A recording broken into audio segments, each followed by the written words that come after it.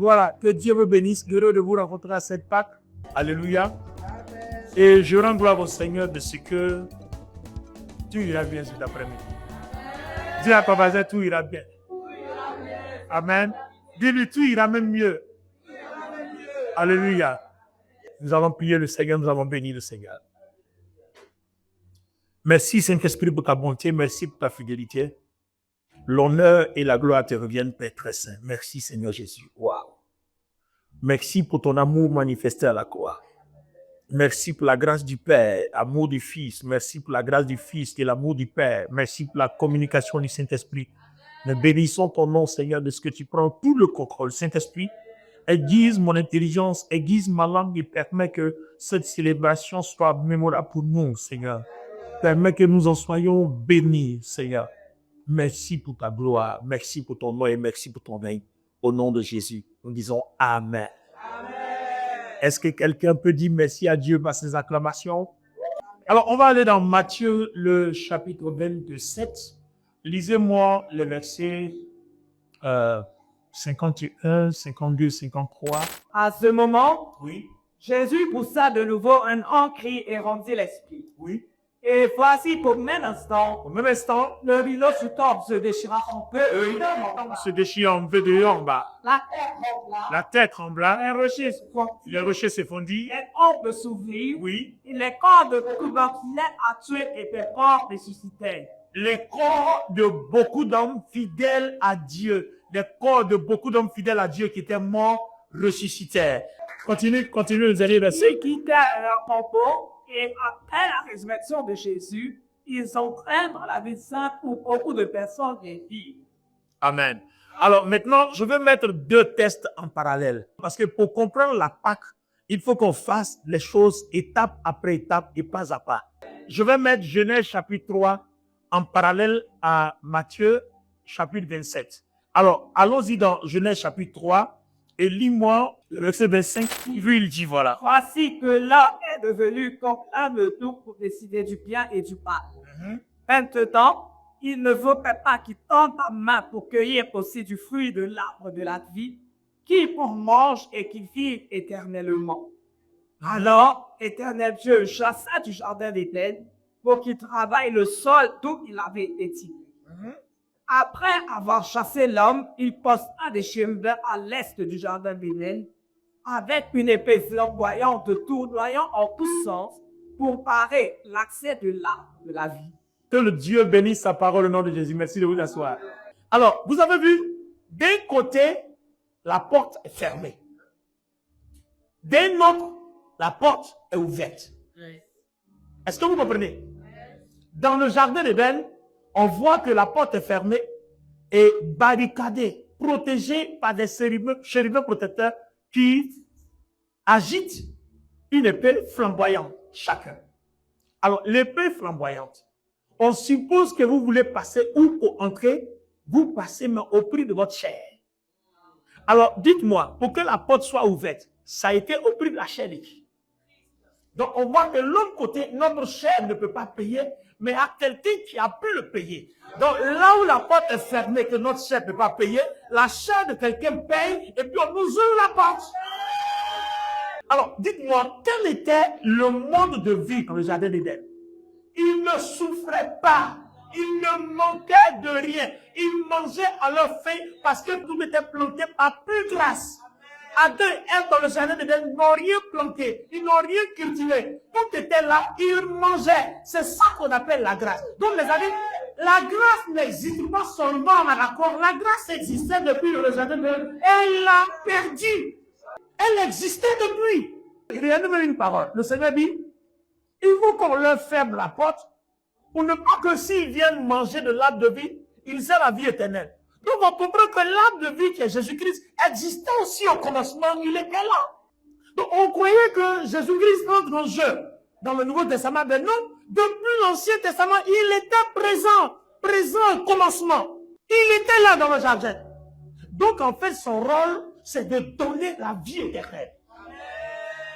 Maintenant, il y a son rôle, c'est de donner la mort éternelle. Donc, l'arbre, la connaissance du bien et du mal. Donc, la mort éternelle et l'arbre, la vie, donc la vie éternelle. Donc, Jésus et le diable, tout le monde était là, dans le jardin d'Éden. Alors, si les deux sont là, les amis, je pose une question. Comment il se fait que Dieu ne nous épargne pas cette épreuve? Il met en même temps le bien et il met en même temps le mal. En fait, il veut que tu choisisses. Donc, cela nous donne le véritable sens de l'adoration. L'adoration, c'est ta volonté consciente et délibérée de faire quelque chose à la gloire de Dieu de façon consciente, de façon volontaire. C'est ce que Dieu bénit. Est-ce que vous comprenez? C'est-à-dire que le jour où on te forcera pour venir à l'église, le jour où tu seras forcé à payer ta dîme ou bien faire une offrande, Dieu ne bénira pas. C'est pour ça que quand tu murmures en le faisant, ça ne passe pas. Les enfants d'Israël pendant en Canaan ont murmuré, ils ont passé 40 ans au lieu de 40 jours à cause d'un murmure. Tout ce que nous faisons de façon forcée, dans les murmures, dans les craintes, ça reporte ce que Dieu a prévu faire. Je prends un exemple tout simple. Je veux qu'on comprenne aujourd'hui le sens et l'impact de la Pâque. Vous voyez, en fait, on a toujours pris la Pâque comme étant une fête. Les amis, on est tous habillés en blanc. D'accord? La Pâque est comme une fête. On vient en fête et puis on s'en va. Non. La Pâque est un impact. La Pâque est un modèle de vie. La Pâque n'est pas une fête. C'est une célébration qui nous donne un message. Un message d'impact sur notre vie de façon consciente et de façon sage. Un message de transformation. Un message de vie. C'est-à-dire, la Pâque, c'est la révélation de la vie de Dieu en nous. Attendez. Allons-y doucement. Quelqu'un va comprendre quelque chose. Je vais vous prendre un exemple. D'accord?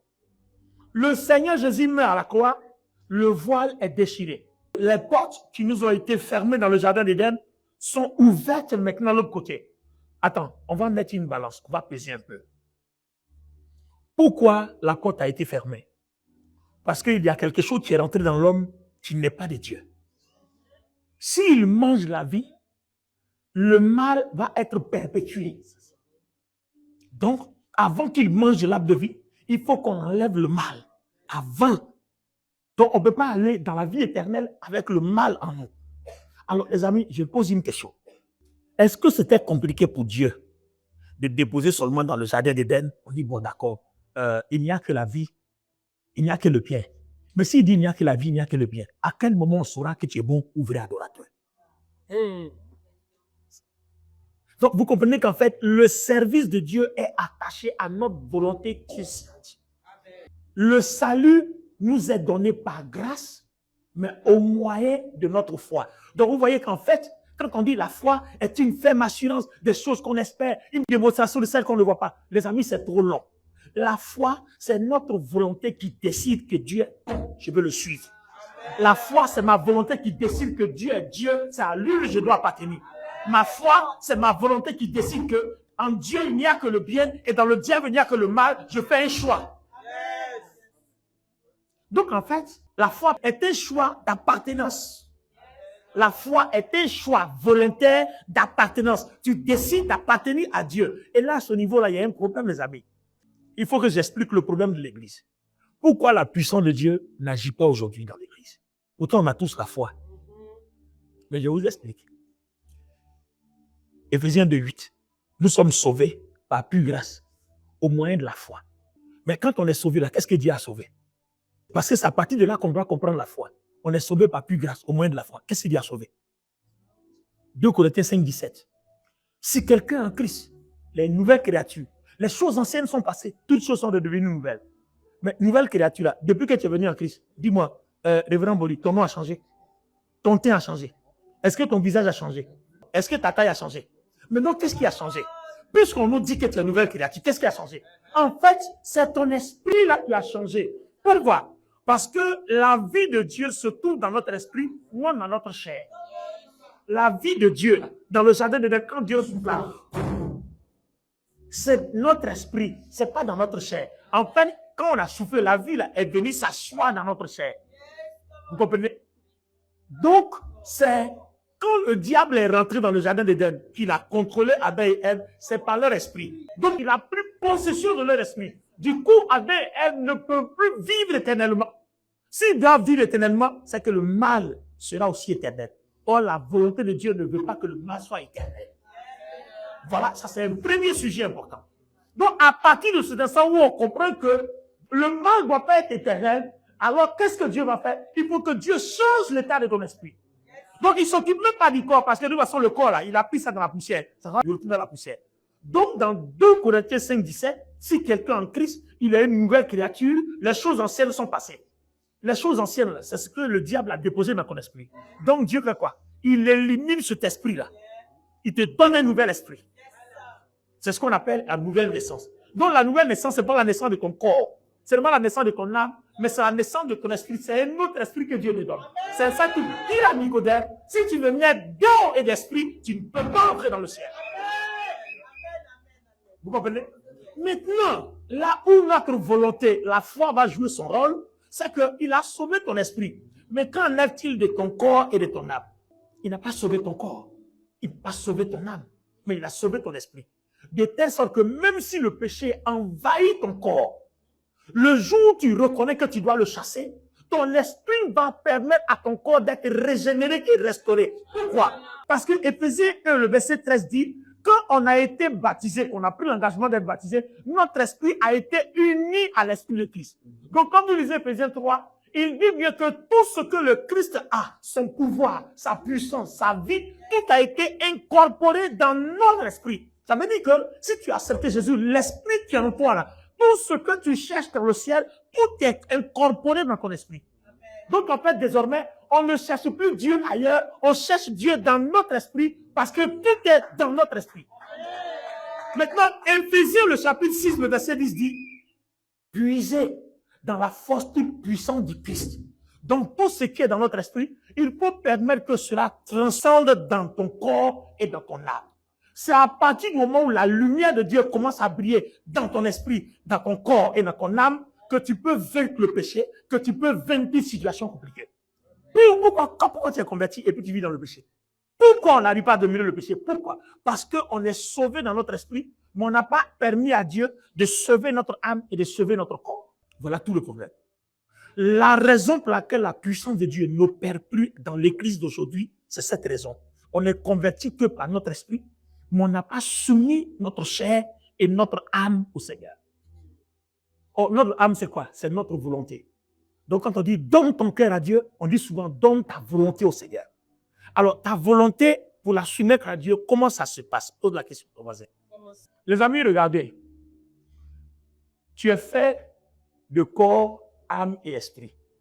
On réalise que quand ton esprit est rempli du Saint-Esprit, que ton corps n'est pas rempli du Saint-Esprit, tu peux venir à l'église adorer, mais ta chair continue de pécher. Suivez bien, écoutez bien, ta chair continue de pécher. Ça veut dire que Dieu ne contrôle qu'une partie de ta personnalité. Parce que tu es une personne en 3 parties, corps, âme et esprit. Alors que Dieu contrôle seulement que ton esprit. S'il ne contrôle pas ton âme, il ne contrôle pas ton corps, le diable aura des parties dans les parties qui doivent appartenir à Dieu. Est-ce que quelqu'un comprend? Donc Dieu contrôle ton esprit, mais tu as laissé le diable contrôler ton corps et contrôler ton âme. Donc en ce moment précis, il reste quoi pour Dieu? Il ne reste rien. Donc le diable contrôle 2 tiers, Dieu contrôle 1 tiers. Donc tu comprends pourquoi quand tu dis Seigneur, aide-moi, le diable qui est dans ta chair et dans ton âme s'interpose et dit non. Donc vous allez voir qu'en réalité, voilà ce qui se passe. Donc regardez bien, on suppose que les 3 personnes là font une seule personne. Donc voici le corps, voici l'âme, sa volonté, et puis voici l'esprit. Donc on met l'âme au milieu. Suivez bien la démonstration biblique, d'accord? On met l'âme au milieu. Donc le révérend Boli, voici son corps, lui-même c'est sa volonté, donc il est l'âme, et puis voici son esprit. Donc Jésus-Christ a lié que l'esprit. Alors si la lumière et la puissance de Dieu ne brillent que dans l'esprit, qu'est-ce qui se passe dans l'âme et dans le corps? Ah, je crois que par là, tout le monde comprend maintenant. Vous voyez? Donc quand tu adores là, Dieu est seulement ici. Donc si Dieu n'est pas ici là, qui va t'aider à prendre tes décisions? Parce que ça c'est l'âme, c'est la volonté. Qui va t'aider à prendre tes décisions? Donc le diable qui est dans ton corps va influencer ta volonté qui est ton âme à prendre des décisions contraires. Alors que lui, il est ici, il te souffle quelque chose. Mais comme celui-là, il contrôle le corps. Parce que celui qui contrôle le corps contrôle l'âme. Celui qui contrôle ton corps contrôle tes envies, contrôle tes passions, donc contrôle ta volonté. Est-ce que vous comprenez?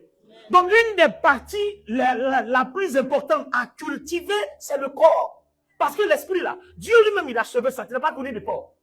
Jésus même allait mourir pour que ton esprit soit sauvé.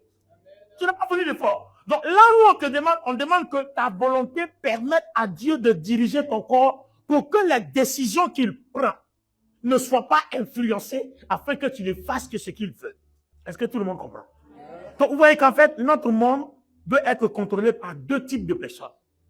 Il y a le diable qui, par la chair, veut te faire faire ce qu'il veut, et il y a Dieu qui, par l'esprit, veut te faire faire ce qu'il veut. Donc, vous voyez que tu es tiraillé ici. C'est pourquoi, si bon, nous avons dit, quelque chose me dit, va à gauche, quelque chose me dit, va à droite. Quand quelqu'un me dit ça, je comprends que ces trois parties, corps, âme, esprit, sont dirigées par différentes personnes. Parce qu'il y a un qui parle dans la chair, il y a un qui parle dans l'esprit, et puis toi, tu es là, tu ne sais pas si tu vas là à gauche, si tu vas là à droite, et puis tu es là jusqu'à finalement, bon, tu vas. On va là où ça nous arrange. Alors, les amis, l'impact de la Pâque doit être la transformation, la régularisation de cette décision-là. Qui contrôle ton âme et qui contrôle ton corps? Jésus a payé le prix pour que nous ayons accès à la présence de Dieu. Vous voyez, le voile qui est déchiré, nous ayons accès à la présence de Dieu. Parce que tous ces symboles-là, ça a des sens forts et puissants.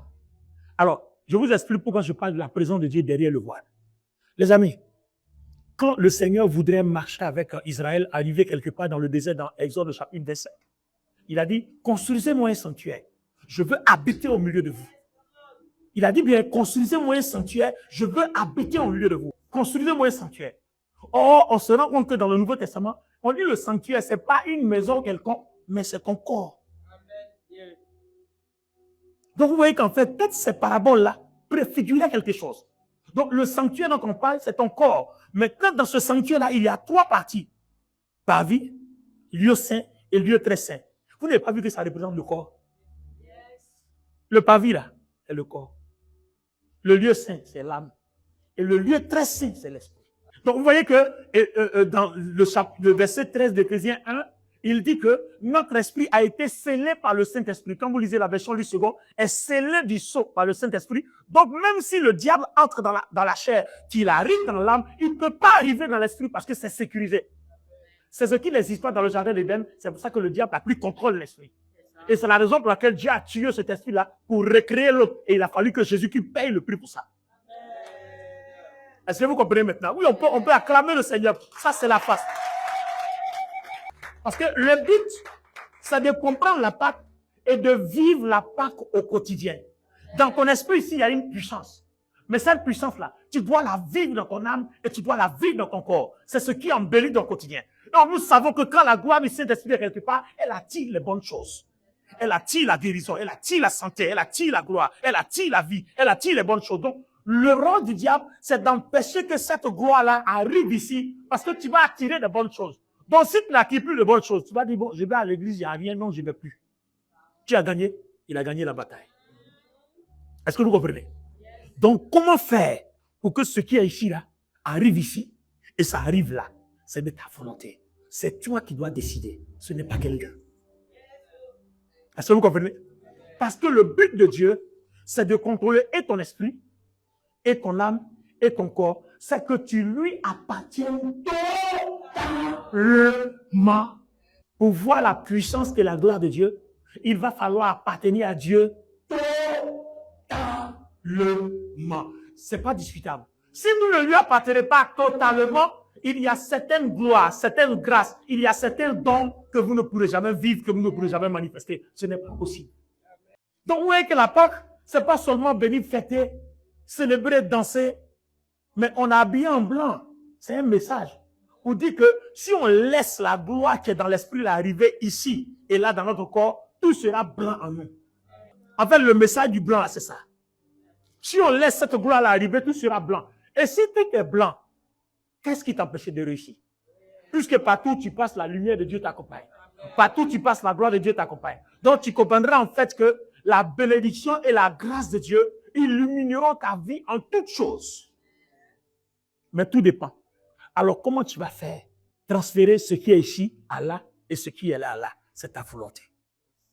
Et c'est là maintenant qu'on dit, le salut nous est donné par la grâce Mais nous, on l'obtient par le moyen de la foi.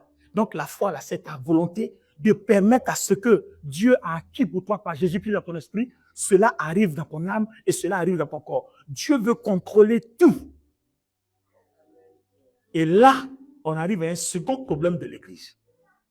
Beaucoup de chrétiens ne dépendent pas du Saint-Esprit. Beaucoup de chrétiens vivent dans l'indépendance totale. Regardez, je vais vous prendre des cas simples. Regardez Abraham. Abraham a poursuivi Dieu parce qu'il voulait un enfant. Ils ont marché ensemble. Dieu lui donne un enfant. Et Dieu lui, un matin, Dieu lui dit, va me sacrifier l'enfant. Est-ce que Dieu est devenu un meurtrier? Qu'est devenu Dieu pour tuer des gens? Mais si vous suivez le processus, vous réaliserez qu'à la fin, il n'y a pas eu de sacrifice. Il n'y a pas eu de sacrifice. Donc, Dieu voulait nous dire quoi? En réalité, Dieu voulait passer un message aux chrétiens, à tous ceux qui vont lire la Bible dans l'avenir, pour dire qu'en fait, tout ce que vous avez, tout ce que vous êtes là, vous devez savoir que c'est à moi. Nous, on a vu l'offrande d'Isaac comme étant l'offrande. Vous savez, nous les hommes, tout est en offrande. Tout est en offrande. On a vu le message de l'offrande, mais le problème, ce n'est pas l'offrande. Il y a un message plus profond que Dieu passe à l'humanité. Tout ce que tu es, tout ce que tu as est à moi. Est-ce que je peux contrôler ta vie, tes finances matérielles, tout ce que tu es? Est-ce que je peux gérer tout ça? Qu'est-ce que le Seigneur n'a pas dit? Il dit, celui qui veut gérer sa vie sans moi la perdra. Mais celui qui veut perdre sa vie à mon détriment, c'est-à-dire à mon profit, en me laissant gérer sa vie, gagnera plus qu'eux. Donc en fait, il y a une confiance que ta volonté doit déposer dans le Seigneur pour savoir que quand on marche avec Dieu, il y a ce qu'on appelle le principe. Le principe, c'est de ne plus penser comme un être humain, mais c'est penser comme Dieu. Le problème, c'est quoi? Tu ne peux pas penser comme Dieu parce qu'en fait, tu n'as pas encore cultivé la présence de Dieu dans ton cœur et puis dans ton corps. Donc, ça fait que tout ce qui t'anime là, tout est humain, tout est charnel, toutes tes pensées sont humaines, toutes tes pensées sont charnelles. C'est ce qui se passe, non? Pourquoi certains chrétiens font des parables autour de la dîme? C'est l'Ancien Testament, c'est le Nouveau Testament. D'autres disent oui, c'est le Jeune Testament. D'autres disent c'est le Moyen Testament. Il y a tout un mélange. Alors que le message qui se passe dans la dîme, c'est rien d'autre. Hein? De vous à moi. Quand toi, tu as des revenus et puis Dieu dit, prends 90% et puis donne-moi 10. Non, en réalité même, Dieu a besoin de l'argent. Non. Est-ce qu'en réalité, Dieu a besoin d'argent? Et puis, les 10% même qui demandent à ton argent là, même la base là, c'est combien même? Et puis maintenant, que demain, en plus 10%. Donc 10%, là, ça va représenter quoi? Des miettes. Tu penses que ça cause de ça que Dieu va se muscler? Din. Non. Il n'en a rien à faire parce que c'est insignifiant. En fait, c'est un message pour te dire que tout ce que tu es, tout ce que tu as, tout ce que tu gagnes, tout est à moi. Donc, le fait même de prélever 10% pour donner à Dieu, c'est pour dire que Seigneur, je reconnais que tout est à toi. Donc, en fait, la dîme n'est même pas une offrande. C'est un acte de foi qui montre que tu témoignes de ta volonté de dire à Dieu que tout ce que tu es, tout ce que tu as, tout est à lui. C'est tout. Dieu m'a fait pour être 10%. Et puis ton pourcentage même là, ton fonds là, c'est combien pour que 10% puisse agiter Dieu? On se muscle sur les messages pour rien. On n'a pas compris ce que Dieu veut dire à l'humanité. Abraham donne Isaac. Non. Est-ce que Abraham peut comprendre que c'est Dieu qui a donné Isaac, que Dieu peut reprendre Isaac quand il veut? Est-ce que Abraham peut comprendre que Isaac appartient plus à Dieu qu'à lui-même Abraham? Donc Jésus en mourant à la croix, il ouvre la porte, le vent se décide, il ouvre la porte pour nous confier à Dieu. Donc quand tu as confié à Dieu, Dieu veut que tu le laisses geler tout pour que tu sois heureux. Laisse-le geler tout pour que tu sois béni. Laisse-le geler tout pour que tu sois en paix. Si le Christ t'a conçu, tu seras réellement libre. Laisse Dieu gérer. Laisse le Saint-Esprit prendre le contrôle de la vie. C'est le message de la part. Si tu ne fais pas ça, tu ne verras pas la gloire de Dieu. Tu veux mener ta vie chrétienne en faisant ce que tu veux, mais ça ne fonctionnera pas. Dis-moi, si tu devais faire ce que tu veux, on n'aurait pas sauvé ton esprit. On aurait laissé le diable dans ton esprit et puis à la fin te conduire en enfer. Parce qu'une fois que le diable est posté dans ton esprit depuis le jardin d'Éden, il n'y a plus de salut. Il y a le salut que quand Christ sauve ton esprit. Quand Christ te donne un nouvel esprit. Quand tu prends l'engagement de te faire baptiser, alors il unit cet esprit-là à Jésus. et la lumière, la gloire, la puissance de tout ce que Christ est, tout est dans ton esprit. Maintenant, c'est toi-même qui dois dire, Seigneur, je suis chrétien, mais je continue de pécher. Je mens toujours. Je me mastide. Je suis impudique. J'ai une copine, j'ai un copain. Je fais les choses hors mariage. Je fais les choses, vous voyez. Tout ça, je ne peux pas m'en empêcher, mais je le fais quand même. Alors, Seigneur, est-ce que c'est normal? Il va te dire, c'est pas normal. Mais il va te dire, ton esprit est converti, mais ton âme et ton corps ne sont pas convertis. C'est toi qui dois le convertir. En faisant quoi? En le soumettant au Saint-Esprit. Amen. Et ça doit se faire de façon consciente. Parce que ne jouez pas avec. Le jour où la mort arrivera à te surprendre, si cette régénération dans ton esprit n'existe ni dans ton âme, ni dans ton corps, même si tu es chrétien, tu ne rentres pas au paradis. En fait, le problème, c'est ça en fait. Les personnes qui entrent au ciel pendant la mort, ou alors lors de leur mort, ou alors pendant l'enlèvement, c'est des personnes qui auront régénéré leur âme et leur corps, comme Dieu a régénéré leur esprit. Ne vous y trompez pas. Ne pensez pas que la grâce nous permet de vivre comme on vient, et puis après le jour où la tempête sonne, on s'en va au salut parce qu'on croit. Alors que la foi, c'est la volonté de tout soumettre à Jésus par le Saint-Esprit. Amen. Beaucoup de personnes se sont basées sur la grâce comme un prétexte pour vivre comme ils veulent. Ça ne fonctionnera pas. Donc la Pâque, c'est une vie quotidienne. C'est un modèle de vie que Dieu nous donne. Il a ouvert les portes. Et derrière le voile se trouve la gloire. Et cette gloire-là, Christ a tout pris et puis l'a concentré dans son esprit en unissant son esprit à nous. Donc la présence de Dieu là, il a uni ça à notre esprit. Lis-moi Éphésiens 1:13, lis la version Louis II et puis la version Bible du Semeur. Vous allez voir comment le Saint-Esprit est venu déposer sa présence. Parce que derrière le voile, c'était le Saint-Esprit. Mais une fois qu'on peut entrer, c'est-à-dire une fois que le voile est ouvert, on peut maintenant entrer. Maintenant, tu rentres comment? Tu rentres esprit ou tu rentres corps, âme, esprit? Tu rentres corps, âme, esprit. Donc, tu comprends que si jamais la gloire là n'est pas ici, n'est pas là, on ne te restera pas. Donc, en fait, tu cries, mais tu cries dans le désert, mais en fait, tu penses que Dieu t'entend, mais tu n'es pas reçu. Tu cries beaucoup, mais tu n'es pas reçu. Sinon, les amis, nos prières allaient être exaucées. Pourquoi on a toujours des problèmes? On a des problèmes parce qu'on n'a pas encore réglé le problème de la chair.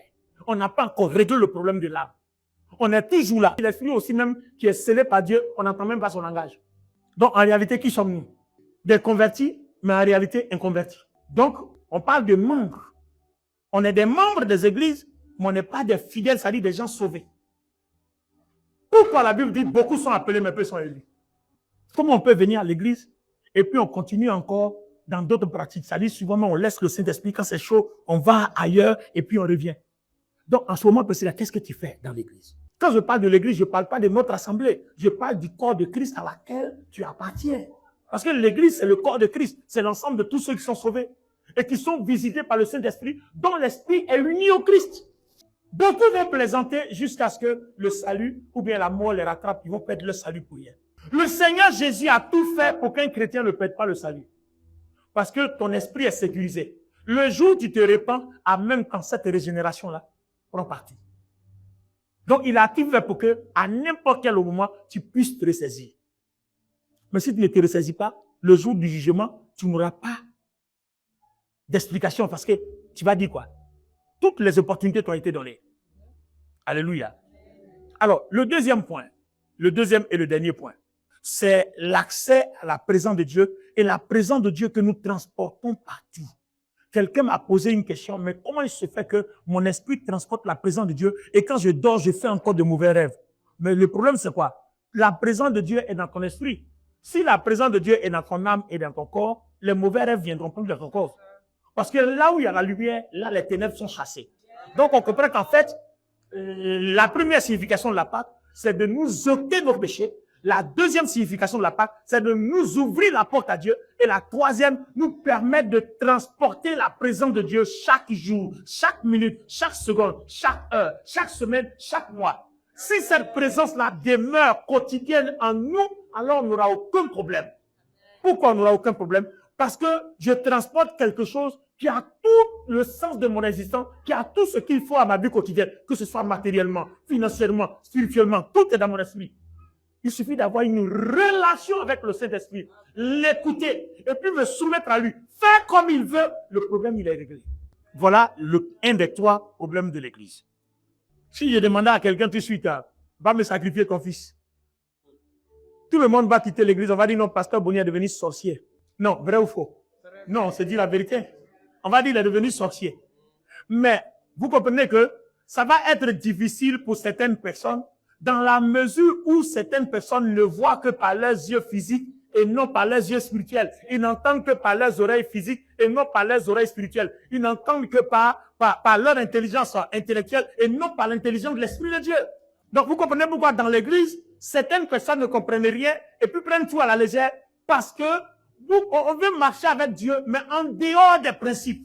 La seule chose qui te permettra de transférer tout ce qui est ici à là, tout ce qui est dans ton esprit, à ta chair et puis à ton âme, c'est le principe.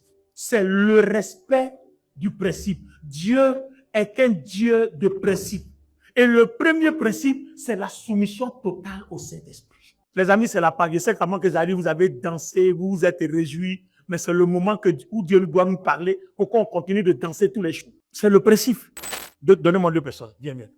2 personnes. Le principe. On va étudier le principe. Les amis, regardez bien. La chose qui va faire que toute la gloire de Dieu qui est dans ton esprit va venir et dans ton âme. Quand il dit dans ton âme, ça dit dans ton cœur et dans ton corps. Je vous explique, c'est le principe. Voici quelque chose qu'on appelle principe humain. Voici quelque chose qu'on appelle principe spirituel. Ou alors, voici quelque chose qu'on appelle principe humain. Voici quelque chose qu'on appelle principe humain. Pour ne pas qu'on dise qu'il est choisi, quoi. Alors, suivez-moi bien. Quand on est en face de 2 principes, un qui est divin, l'autre qui est humain. Le principe humain a pour force et chef le diable. Et le principe spirituel divin a pour chef le Saint-Esprit. Or, moi, je suis là comme une âme. Qu'est-ce que je fais? J'ai un choix à faire. Quel est mon choix? Mon choix, c'est humain ou c'est divin? Puisqu'il est bien écrit dans Romains 8, si vous marchez par la chair, vous mourrez. Mais si vous marchez par le principe divin, c'est-à-dire par l'esprit, vous vivrez. Maintenant, c'est pas aussi facile de me décider comme ça, aller marcher par l'esprit. Donc, vous comprenez que tout va passer par une éducation, par une transformation, étape après étape. Et le premier pas, c'est lequel? Supposez un seul instant que je suis un être humain et je suis là. Et puis, je suis en face d'un problème. Dans le problème, je vois mes intérêts. Je vois mes avantages. Et puis, d'un côté, si je laisse ça, je perds beaucoup de choses. Et puis, la chair me pousse, prends, tes problèmes sont réglés, prends ça, prends ça. Et puis, le Saint-Esprit dit, tu vas mourir, tu vas mourir, tu vas mourir. Oh, là, j'ai besoin de ça. Prenez un seul instant. On est en train de te chasser de ton logement. Et puis, quelqu'un te tend l'argent. Ça arrête ton problème. Au lieu qu'on mette tes affaires dehors où tu vas, des tracasseries, aller prendre les bagages. Bon, la décision, vous voyez la décision? C'est à partir de là qu'on commence à comprendre qui est transformé, qui est le vrai chrétien, qui est pour Christ, qui n'est pas pour Christ. Beaucoup sont appelés, mais peu sont élus. C'est là qu'on commence à voir la qualité de la foi de ce peuple. Quand tu es une jeune fille bien jolie, bien, tu vas te chercher un emploi, et puis on peut te donner un bon poste, mais moyennant un passage à l'hôtel. Tu as le travail tout de suite. Si tu ne le fais pas, tu n'as pas de travail, tu retournes dans ta situation. Qu'est-ce que tu vas faire? Voilà ce genre de dilemme que le diable, à partir de notre chair, dépose devant nous tous les jours. Ah, il y a les hommes aussi, hein. Je parle pas seulement des femmes. Tous les jours. Les amis, il y a 10 ans en arrière, si je ne me trompe pas, et puis 7 ans, j'ai eu 2 propositions, sans faire beaucoup de publicité. Il y a un organisme qui fait partie de leur ordre mondial, qui m'a contacté par WhatsApp. Ils m'ont dit qu'ils font le recrutement de certains leaders spirituels pour faire asseoir un mouvement mondial religieux. Mais je serai financé à hauteur de 100 millions de francs CFA par an. Bon, les amis, vous connaissez mes combats et mes épreuves. Alors, voilà une proposition qu'on dépose devant moi, comme un plateau d'or. Vous avez compris ce qu'a été ma première réflexion? Je me suis toujours dit, attends, l'argent qu'on souffre pour avoir, donc vous souffrez et vous venez me donner votre argent parce que simplement j'ai signé pour adhérer à votre organisation. Mais ça implique de quoi? Parce que l'argent, là, on souffre pour avoir. Mais moi, vous voulez me donner 100 millions par an gratuitement. Ça veut dire que je ne fais rien. Et puis on me vit 100 millions par an. J'ai compris tout de suite que c'est le prix de mon âme. Donc j'ai dit, monsieur, excusez-moi, je ne peux pas prendre ça. Voilà. David, si Jésus ne veut plus me nourrir, c'est pas grave. Mais pour vous, il ne prend pas. Parce que si à Jésus, je ne mange pas, bon, au moins, la vie éternelle est garantie. Mais pour vous, là, je ne prends pas. J'arrive en France. Les mêmes personnes là sont passées maintenant par le bishop Nicolas Wossou pour dire que cette fois-ci là, ce n'est plus 100 millions par an, mais par mois. Non, le bishop Nicolas Wossou est là, hein. Il va vous rendre le témoignage clair. Je ne suis pas en train de raconter des choses pour vous plaire. Non, non, je vous dis une vérité. Donc le bishop Nicolas va venir, il a dit, ah, les gens là, ils sont passés par un de mes amis là, bon, ils sont venus me proposer 100 millions par mois. J'ai dit, mon petit, c'est la mort! Attends. Toi, tu n'as rien fait. Tous les mois, on te vit 100 millions. Si tu prends ça, c'est que tu es malade. C'est qu'en fait, le diable a mangé ton cerveau. Parce que, attends, toi, tu ne fais rien. Tu ne cultives pas l'or, tu ne travailles pas dans le pétrole, tu n'as pas une entreprise, tu n'as pas une industrie. Et puis, chaque mois, quelqu'un te verse 100 millions. Mais est-ce que tu ne comprends pas qu'il y a un prix derrière? Donc, le jour où vous allez accepter de renoncer à ce genre d'intérêt pour vous, et puis tout pour le Christ, c'est à partir de cet instant-là que le Saint-Esprit commence maintenant à se déporter vers vous. C'est une décision. Et ça ne doit pas être seulement quand il y a des événements, mais ça doit être au quotidien. Parce que chaque jour, le diable va placer des choses comme ça devant vous. Tous les jours, il y aura des événements comme ça devant vous. À vous de décider le suis pour le Saint-Esprit et non pour des compromissions. Et toutes les fois que vous prenez des décisions comme ça, où vous soumettez tout au Seigneur, vous permettez au Saint-Esprit de se déverser et dans votre âme et dans votre corps. C'est-à-dire, vous lui permettez de tout contrôler. C'est à partir de là qu'on parle de la gloire de Dieu et des signes qui doivent vous accompagner. Sinon, les signes ne nous accompagneront pas aussi longtemps que notre esprit restera seulement sous la gloire et puis notre corps restera pour le diable. Ça ne marchera pas. C'est pour ça que souvent nous prions, nous ne gagnons rien. Église, voilà le message de la Pâque. Voilà le message de la Pâque. La Pâque, ce n'est pas une simple célébration, on vient danser. Jésus-Christ a sauvé notre vie, et puis on finit, on retourne dans nos péchés, on retourne dans nos habitudes. C'est pas ça la Pâque. C'est la Pâque, c'est venir recevoir les instructions, venir savoir comment Jésus-Christ veut diriger notre vie pour que sa gloire soit manifestée. Quand vous prenez Jean chapitre 8, l'évangile de Jean, il dit, quand le Saint-Esprit qui est dans ton esprit est uni à ton esprit, il ne parle pas de lui-même. Il prend ce qui est du Christ et puis il nous l'apporte. Donc, quand le Saint-Esprit prend ce qui est du Christ, il apporte ça où? Dans notre âme, dans notre corps. Donc, si le Saint-Esprit doit parler du Christ, ça veut dire quoi? Ça veut dire que je ne dois plus parler de moi-même, je ne dois plus parler d'autre chose, je dois être utilisé et utilisable. Ta prière, c'est Seigneur, rends-moi utile, rends-moi utilisable. Seigneur, prends mon âme, Seigneur, prends mon cœur, Seigneur, prends mon corps, Seigneur, occupe-toi. Et tu peux le faire de façon consciente et volontaire, de façon délibérée. Maintenant, bon, si le péché même te plaît, que tu veux rester dedans, bon, ça c'est ton problème. Mais n'oublie pas aussi que c'est pour ça que quand tu dis à Dieu, viens, il vient pas. Parce que la porte a été fermée à cause du péché. Et il a fallu que le péché soit résolu pour que la porte soit ouverte. Donc tu comprends que toutes les fois que tu invites le péché, tu remets le rideau. Non, non, est-ce que quelqu'un comprend? Parce que pour que le rideau s'ouvre, il a fallu que quelqu'un paye le prix de ton péché. Et donc, on paye le prix, on a ouvert le rideau. Quand tu devais encore retomber dedans, tu retournes le rideau. Donc chaque fois tu ouvres, chaque fois tu retournes, chaque fois tu ouvres. Je dis, je prophétise sur ta vie, que ce soit ouvert à partir de revue, une seule fois pour qu'il au nom de Jésus. Tiens-toi debout, on va prier le Seigneur. Alléluia, garde les mains levées. Donc vous voyez qu'en fait, notre vie quotidienne consiste à toujours effectuer des transferts, mais ce n'est pas argent. Transfert d'esprit vers notre âme, vers notre cœur, et transfert d'esprit vers notre corps. C'est quand ce transfert est garanti que la gloire de Dieu attire le matériel. Vous voyez, regardez, écoutez-moi, hein.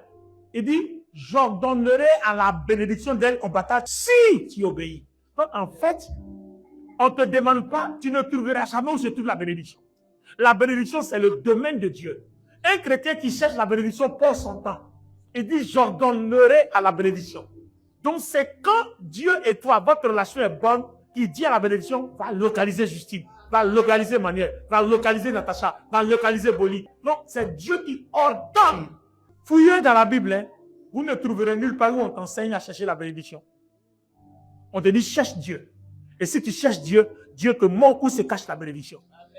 Parce que les choses cachées sont à l'Éternel et les choses révélées sont à nous. La bénédiction est cachée. C'est Dieu qui révèle la bénédiction. Elle est cachée et elle demeure cachée. C'est ta relation avec le Seigneur qui va révéler, dévoiler la bénédiction. Lève les deux mains vers le Seigneur. Je veux que le Seigneur visite quelqu'un. Je veux que le Seigneur touche la vie d'une personne. Nous vivons une Pâque de restauration. Nous vivons une Pâque de restauration. Seigneur, restaure ton peuple. Tout ce que tu ne pouvais pas faire auparavant, le Seigneur t'accorde la grâce de le faire. Par la prière, invite Dieu à inonder ton âme et la chair. C'est votre relation quotidienne. Le but de la Pâque, c'est que l'Esprit ait accès à ton cœur et accès à ton corps. C'est pour ça que la porte est ouverte. Si l'Esprit n'a pas d'accès à ton âme, à ton cœur et à ton corps, la Pâque ne sert à rien. Parce que le voile est déchiré. La porte de la présence de Dieu nous est ouverte pour que le Saint-Esprit soit en communication avec nous directement. En unir avec nous. Je vois quelqu'un qui tient un dossier. Mais je vois que la personne s'en va à la préfecture. Pour ses papiers.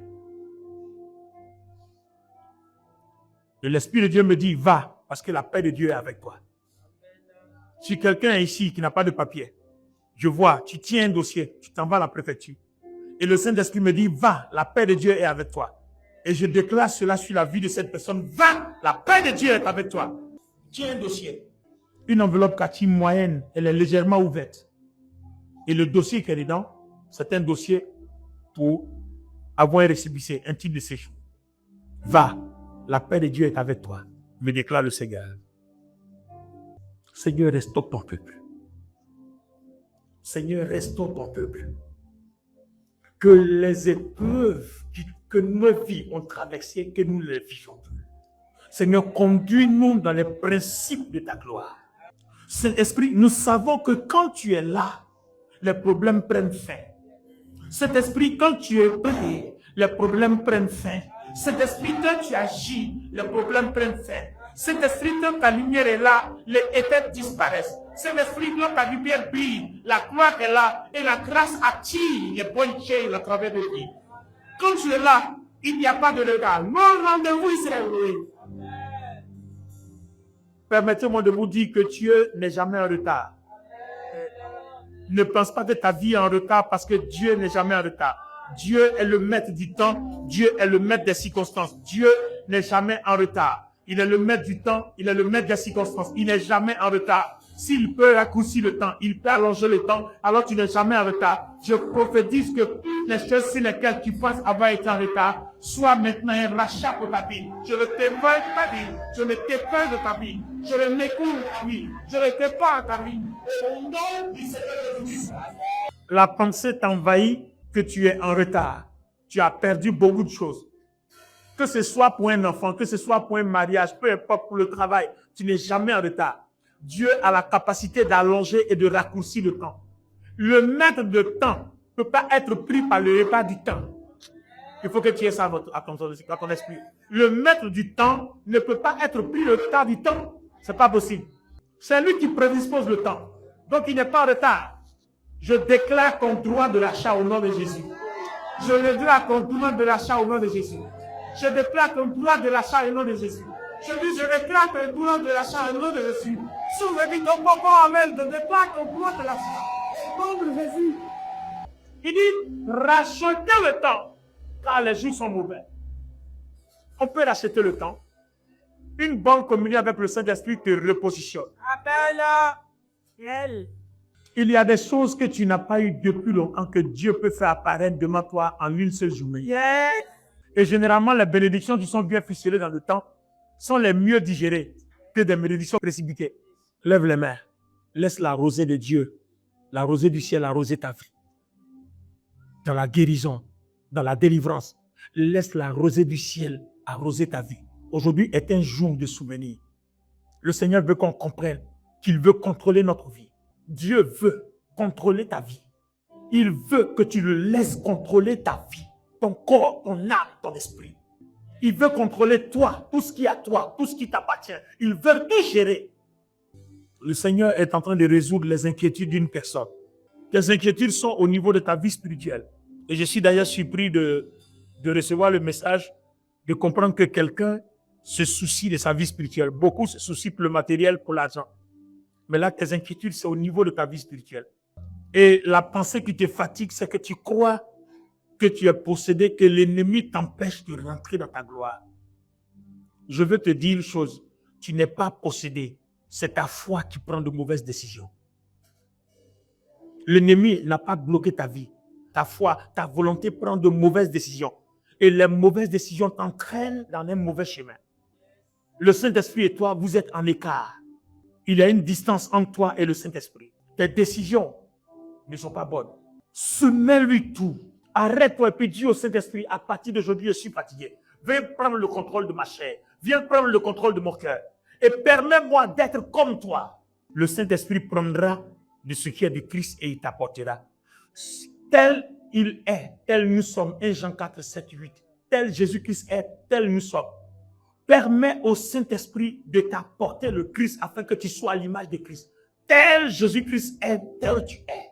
Je déclare qu'à partir d'aujourd'hui, la grâce de Dieu qui coule dans ta vie te donne la force de soumettre tout au Saint-Esprit, au nom de Jésus. Donne un amen. Je veux que tu remercies le Seigneur parce qu'à partir d'aujourd'hui, ta vie ne sera plus comme d'habitude. Ta vie ne sera plus comme d'habitude. Élève ta voix, bénis Dieu. Dis-lui merci.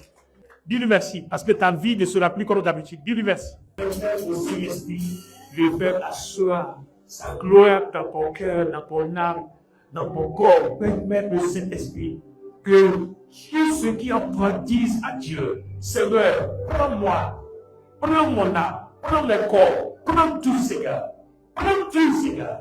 La présence de Dieu est entrée grâce à un toucher habillé de Dieu. Il y a pas eu de révéler ces positions. La puissance de Dieu est en train de travailler.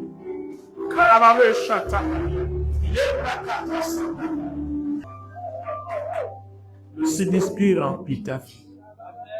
Il remplit encore ton esprit, il remplit encore ton âme, ton cœur, il remplit encore ton corps. Chaque jour, appelle-le ton cœur, appelle-le dans ton corps. Le Saint-Esprit prendra de ce qui est du Christ, il déposera dans ton cœur, il déposera dans ton corps. Tu te verras compte à partir de certainement, le péché n'arrive plus à te vaincre. Parce que le Saint-Esprit va contrôler tout. Parce que tu lui soumets tout à ta volonté. Seigneur, merci pour cette Pâque que nous sommes en train de vivre de façon consciente. Seigneur, merci pour cette Pâque que nous vivons non dans l'incitation, mais de façon consciente, de façon intelligente, de façon consciente, de façon volontaire, de façon sage. Parce qu'à partir d'aujourd'hui, nos vies vont changer. À partir d'aujourd'hui, nous ne serons plus les mêmes personnes. À partir d'aujourd'hui, ta volonté, Seigneur Dieu, rien de ta volonté.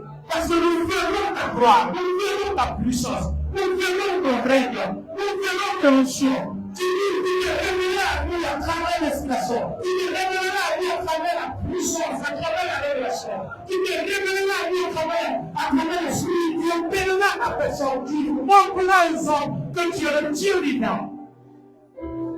Merci Seigneur pour cette Pâque que nous célébrons de façon consciente, de façon mûre. Merci Seigneur. Asseyez-vous tous. Merci Seigneur. Merci Seigneur. Père, nous bénissons ton nom. Merci pour ta parole et merci pour ta présence. Tu nous as ouvert les portes de ta présence. Merci, oh Dieu, de ce que nous avons compris, ce que nous avons à faire tous les jours. Te laisser diriger notre vie. Te le laisser de façon consciente et délibérée gérer notre cœur, gérer notre corps. Afin que, Seigneur, de cette façon, tu prennes ce qui est du Christ, tu nous l'annonces, afin que nous voyons la puissance du Christ, que nous voyons la gloire du Christ. Merci, Saint-Esprit. Toute la gloire te revient, Seigneur. Au nom de Jésus. Père de mes dons, son avec Pierre.